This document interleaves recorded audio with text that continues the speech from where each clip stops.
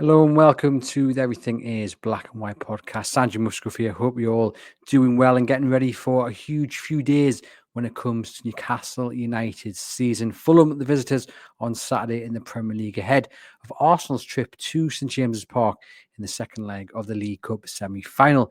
Away from the action on the pitch, it's been quiet in the transfer market for Newcastle United, and little in terms of incomings is expected to change in the final few days of the window.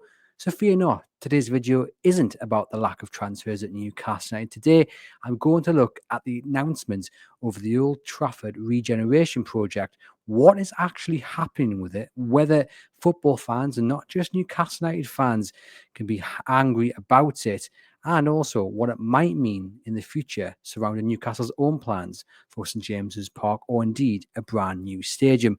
Make sure you hit the thumbs up button on the video, leave us a rating and review, subscribe to your discounted NordVPN plan. Click that link in the podcast description box. If you're listening on the audio channel, please do remember to leave us a rating and review. Let's get on with the show. So you've probably seen it in the news over the last few days about the Old Trafford regeneration project. It's created a lot of headlines and comments since it was announced that the government were backing it. And that's really been the key driver behind some angry comments from football fans away from the Red of Manchester. The government backing it was confirmed by the Chancellor, Rachel Reeves, in a speech she delivered on Wednesday as she was talking about plans to grow the country's economy. But what is actually going on? And as I said in the introduction there, do fans have a right to be angry and envious of such support, especially from Downing Street? So when Manchester United released a press release over the weekend announcing the project had Downing Street backing, there was initial anger from some fans because it looked like a revamped or brand new Old Trafford would be getting funded in some part by the taxpayer. Now, that isn't the case. It's really important to point that out from the off. That's just not happening. Any work on Manchester United's home will be fully funded by Manchester United's owners. Not a single penny from the taxpayer will be going on in Old Trafford that is revamped or rebuilt. Now, there seems to be some annoyance by those close to the project that it's been labelled the Old Trafford regeneration project, because instantly people outside of Manchester think about the stadium, when those who are working on the project and living within that area, Old Trafford is more than just the straight stadium. It's a big area surrounding Manchester United's home. And it has been made clear by Manchester United and by the Mayor of Greater Manchester, Andy Burnham, that not a single penny of taxpayers' money will be being spent on a new Old Trafford. So that's good, because that would be absolutely out of order if that was the point, if that was to happen, if the government were going to back Manchester United's home being rebuilt or extended or revamped. So it's great news that not a single penny of our taxes will be going on that.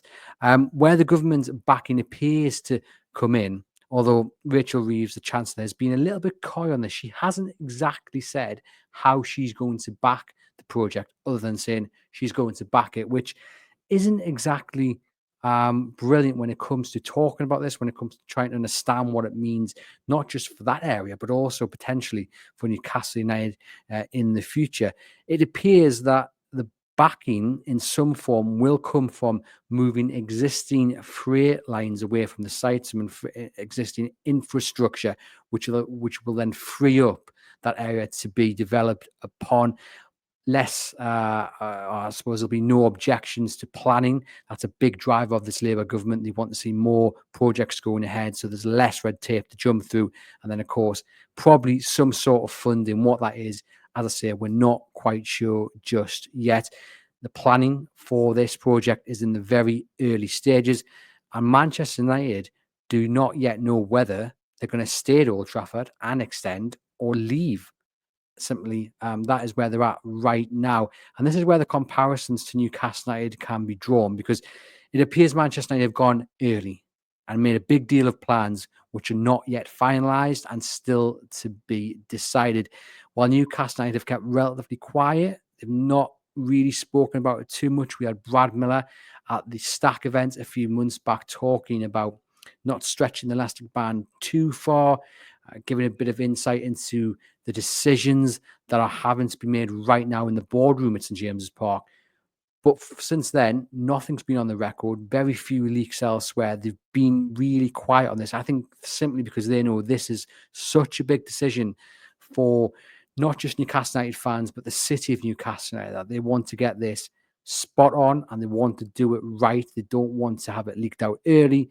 They don't want to have to be providing a constant stream of updates. And I think the club were quite firm on that when they said early 2025. So the next few months is when the real update will come, hopefully not too far in the future when we get some answers.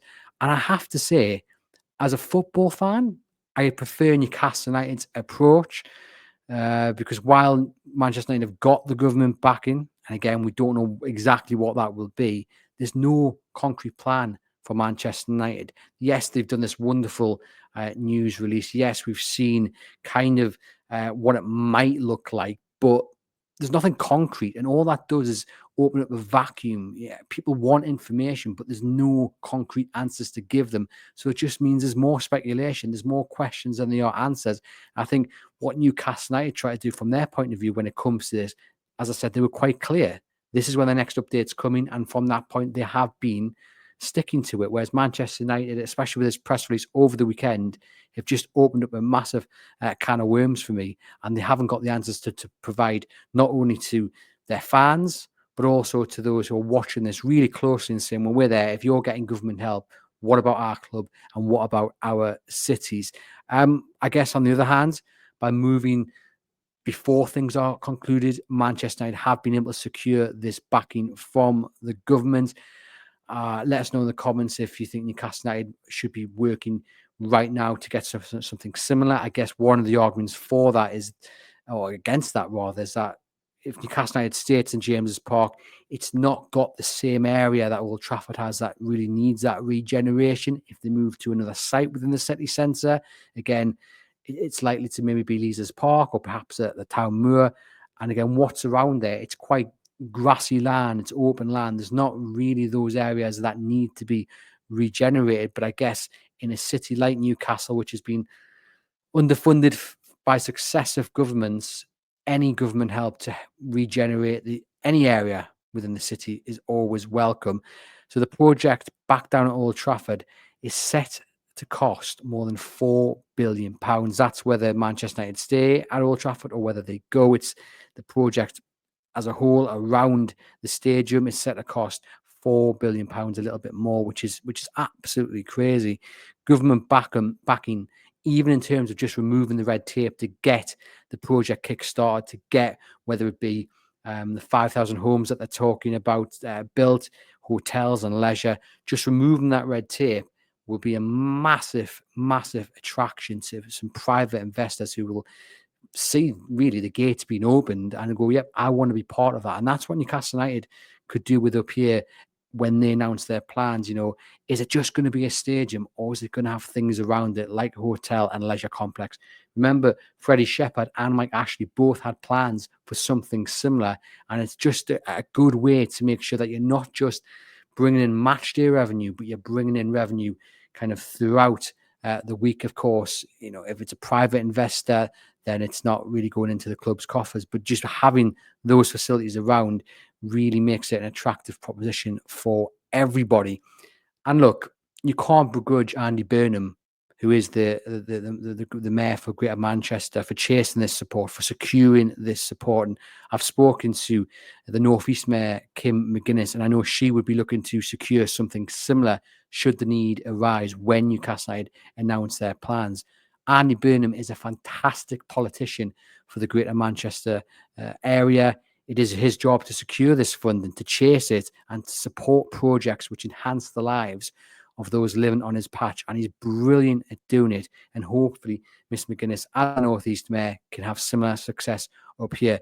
I think the anger comes from some, and myself included to a degree, it comes with potential government backing. That's what will get people riled up.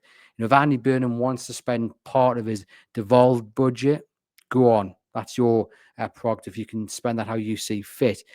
But if there's any financial backing by number 10, that's when it doesn't sit well with me because, as I said, this is a region. It's not just a Newcastle thing, and we're going to get a bit political here. It's not just a Newcastle thing. It's the region, the northeast as a whole has been left behind when it comes to funding for too long. Not just under Labour, but under Tories. And if this Labour government is backing Manchester and providing more finance to a city which is, for the most part, always been the first city funding goes to. Look at the Salford Keys. Look where the BBC has most of its operations based.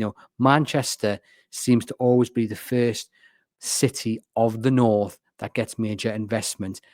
And I think it's time the government start realizing the true value and potential of the northeast. And some people might get in the comments and say, "Oh, look, you want to complain about Manchester United getting the backing when you've got on paper the world's richest owners." It's not really about Newcastle United, not at all for me. It is about making sure that other cities outside of the northwest get finance that they haven't had in generations and that they severely need. I mean, if you look at projects within Newcastle, and look, I'm not saying that the money that was put aside for the Tyne Bridge will end up going to this Old Trafford regeneration project. Not at all. But there are things in the northeast that need fixing. A1 needs dueling past kind of more with Annequay, the Tyne Bridge. There's questions whether the government funding will still be there to complete that project. If the Tyne Bridge can't be used as a double lane mode of transport to get across into the city and into Gateshead, people will struggle to get to work. There are loads of projects, not just in Newcastle, but in Sunderland and in Middlesbrough, down to Leeds, that need financial backing. That, for me, should serve as a priority ahead of any financial backing from the government for this Old Trafford regeneration project. It isn't a come and fund Newcastle plea. It's a rather go and fund one of the several towns or cities above the northwest who would benefit from this finance offered by the government. Now, what I will say on behalf of the government, it appears that they've only had one proposal put in. There's no confirmation, as we've said, on how they will back the project. And it has to be pointed out that from our knowledge, Newcastle United, nor any Northeast representative has gone to Downing Street with a similar plan or request. So it's not like Manchester United has been chosen ahead of Newcastle United or Leeds and Ellen Road or the Stadium and the Light. That's not what's happened here. It'd be really interesting to see if it was a head-to-head kind of case where it would go. I can imagine where it would go. But it has to be said that at the moment, no one's been chosen ahead of anyone else. Manchester United have just gone, before they've got their concrete plans, gone to the government and said, "We're thinking about this. Would you back it?" They've gone yes. They've not been entirely clear how. It looks like it'd be a bit financial, but it's not like they've been chosen ahead of Newcastle United. As I said, the Old Trafford project will create 5,000 new homes and 48,000 new jobs, and that is great for Manchester and the wider region.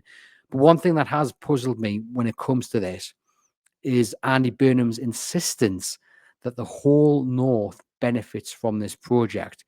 He is continuously, over the past few days, and fair play to Andy Burnham, he has replied to nearly everybody on X that has responded to his tweets, and he's replied to them. He's been doing the media rounds. He's continuously pushed that the whole of the North would benefit from this project. And he's highlighted the removal of freight terminals would then free up trains, i.e. stop them from being delayed in and around Manchester, and that would then benefit the North, above Manchester and beyond. So let's just be clear here. Andy Burnham, as I've read it, has said, and so hypothetical at the moment, that Manchester as a city gets potential government finance to help kickstart a £4.2 billion regeneration project, and the rest of the North gets slightly faster trains. You can see why there's some anger. Now, of course, that might not be the case. That might not be the only benefit, but that's from what I've seen. Andy Burnham saying trains. It doesn't sit well with me. I did ask Andy Burnham's office for a response. I have asked Andy Burnham's office to elaborate more on his point about the benefit to the whole of the North. They haven't got back to me yet. I did offer him right to apply. I still wait upon that. He's a busy man. I suspect I might get it over the next few days. But as it is, we wait for Newcastle's announcement on their own stadium and plans. It should come in the next few months.